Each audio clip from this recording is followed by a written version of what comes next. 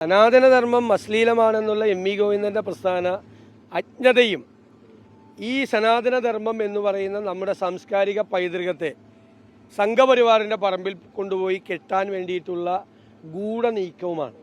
ഇത് അവർക്ക് വിട്ടുകൊടുക്കുകയാണ്.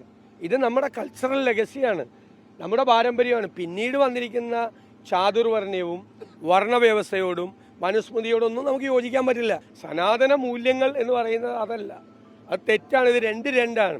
അവസാനം സംഘപരിവാറിൻ്റെ അവരുടെ ഒരു ആശയത്തോട് കൊണ്ടുപോയി കൂട്ടിച്ചേർത്ത് അത് അവരുടേതാക്കി മാറ്റി വയ്ക്കുകയാണ് യഥാർത്ഥത്തിൽ മുഖ്യമന്ത്രിയും CPM-ഉം ചെയ്യുന്നത്.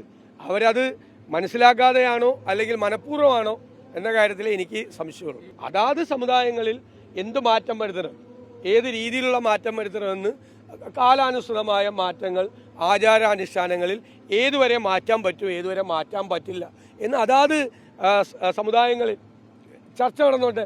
അങ്ങനെയല്ലേ നവീകരണം ഉണ്ടാകുന്നത്.